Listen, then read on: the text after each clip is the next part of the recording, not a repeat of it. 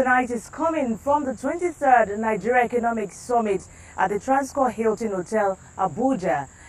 During the activities today, Vice President Yemi Osinbajo declared the summit open, and he said the government is working hard to achieve its aim of generating 30 gigawatts of electricity.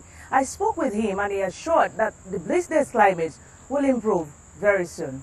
The discos have found that fairly difficult because they are not able to meet up, and that's on account of the fact that many of them simply don't have the money, right? And also, we need to free up the space such that you can have willing buyer, willing sellers, and then some off-grid type arrangements. So we're not relying just on the grid. So several of the initiatives we've spoken about this afternoon are directed towards that. So we're trying to ensure that the customer gets the power, and that's some of the initiatives. How soon can Nigerians get a reprieve when it comes to power? Well, the reprieve is coming, as you know, incrementally. There's no silver bullet. It's coming incrementally. We will do it incrementally. We are, as I said, we've already ramped up generation to about 7,000.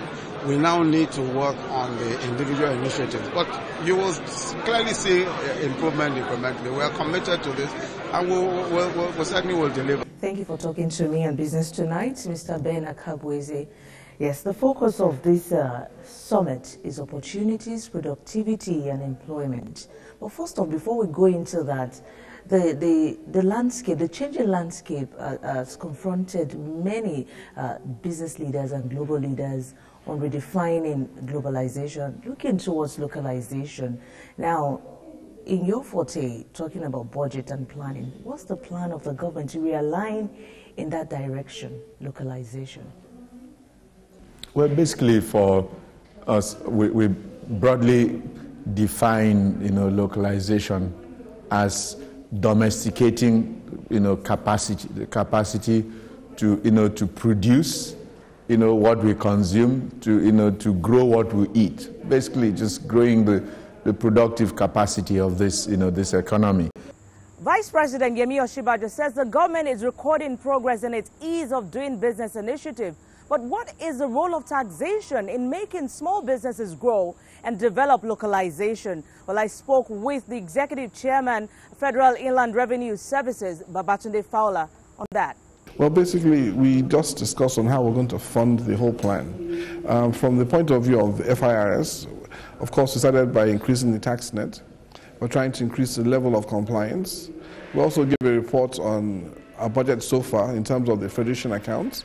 In terms of the VAT, we also have a very low level of compliance in terms of remittances. The three-day Nigeria Economic Summit has come and gone. Now, what is next is the implementation of the deliberations and a call to action for every participant at that event. Well, I spoke with the Executive Director, Finance and Strategy, Sterling Bank, Abubakar Suleiman, and he told me his next line of action.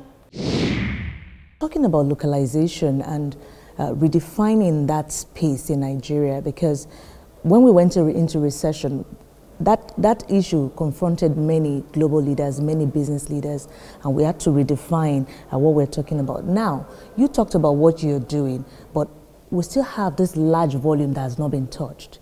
Now, how do you plan to touch a whole number, especially the grassroots? It all comes down to the policies. What government needs to do is to come up with policies that makes it economically viable for people to go to the grassroots. For instance, if you provide basic infrastructure, you tend to retain more people in the villages than you would. Without basic infrastructure, the rural-urban migration continues. The same thing is also true of businesses. If you provide basic infrastructure and you provide the enabling environment, businesses would actually move capital into those rural areas where the majority live. And then you can begin to see impact. So rule number one is that there has to be the right policy, and those policies should reward businesses for doing what needs to be done. Once you do that, government doesn't need to do much else.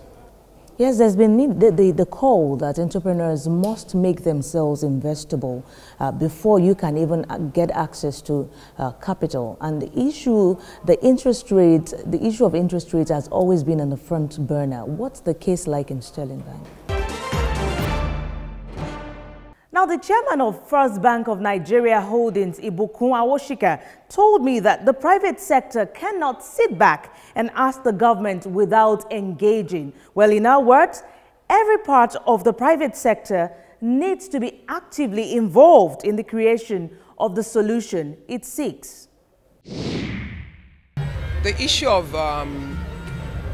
dealing with the entrepreneurial challenge in Nigeria, which is it's something we have a natural propensity for, but we need to invest in knowledge and resources and empower the people to be able to harness it in the best way for the country.